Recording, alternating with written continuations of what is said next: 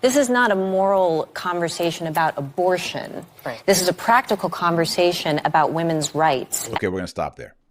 So this is not a conversation about morals. It's about women's rights. Okay, first of all rights, anytime you talk about human rights, women's rights, anybody's rights, it's a moral conversation. All rights, and we're talking about human behavior here, has to do with morality.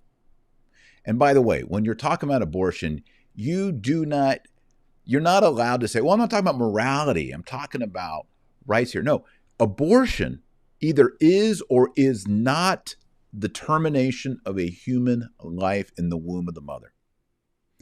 If killing a baby, I'll use their terms, if killing a fetus, a preborn baby in the womb, is killing a human person with a soul that God gave to that little person, if that is true, it is gravely wicked. So we are talking about a moral situation. What they want to do on The View, and Anne Hathaway and Planned Parenthood and everyone else, is sort of wave the hand and say, well, we're not talking about morality, we're talking about rights and choices here. No, when you're talking about rights and choices, you're talking about morality. You're redefining the words so that your argument can win, but you're not using the words correctly. And by the way, human rights, because women's rights are human rights. So yes, she wants to talk about women's rights, but we also need to broaden things up to men's rights, children's rights, and babies' rights. And if we want to be theological, we could also extend it to the rights of God. No one has a right to go against God's decree to preserve human life. And that goes from babies to old people and everyone in between, male, female, everybody. And the freedom that we all need to be able to choose and build our lives and have access to excellent health care.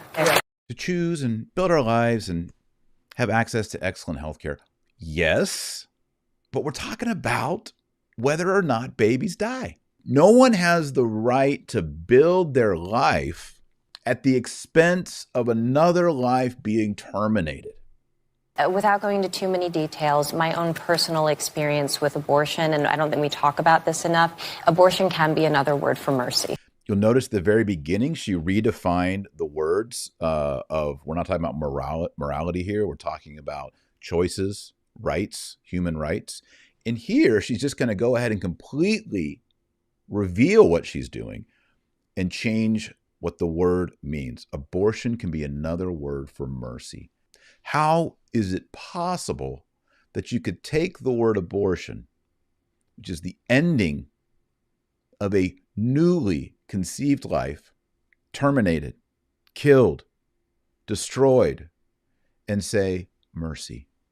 Do you see how inverted this is and perverted and bent and distorted things are?